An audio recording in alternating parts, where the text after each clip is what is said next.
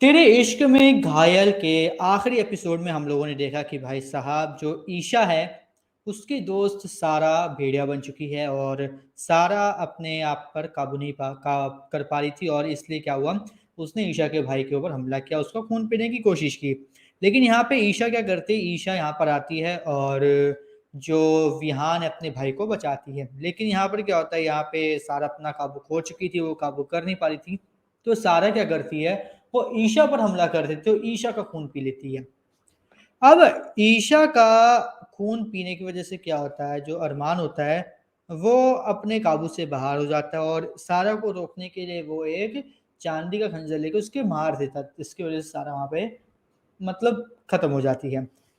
अब यहाँ पे क्या होता है, यहाँ पर जो ईशा है वो भी टूट जाती है, काफी ज्यादा इमोशनली ब्रेकडाउन हो जाता है उसका। विहान उसका भी इमोशनली काफी ज्यादा ब्रेकडाउन हो जाता है।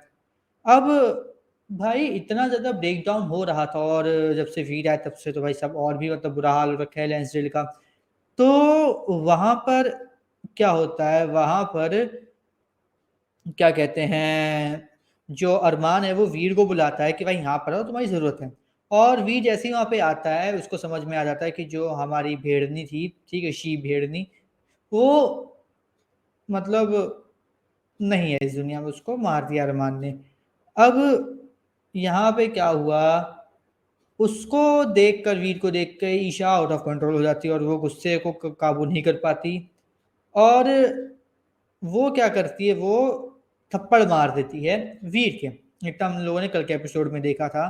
और अब भाई इस एपिसोड में हमें आगे ये देखने को मिला कि जो वीर है उसको थप्पड़ मारने के बाद पहले तो उस समय कुछ ना कुछ एहसास नहीं होता, क्योंकि उसको लगता है कि भाई इससे थप्पड़ मारा है। लेकिन भाई उसको ये भी लगता है कि इसकी जरूरत है मुझे, क्योंकि किसी की वजह से काव्या जिंदा हो पाएगी।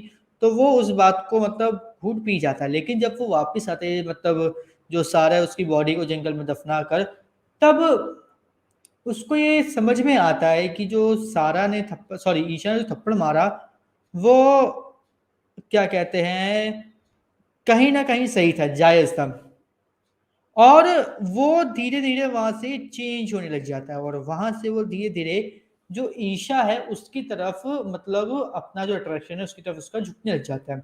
अब यहाँ पर क्या है, जब वीर का अट्रैक्शन सारा का सारा ईशा की तरफ झुकने लग जाता है, तो वो कहीं ना कहीं काव्य को जिंदा करने, काव्य को रिइंकारनेट करने के लिए थोड़ा सा जो जितनी भी मतलब मेहनत करता है उसको थोड़ा सा कम कर देता है, एफर्ट्स करता है लेकिन उतने एफर्ट्स नहीं करता।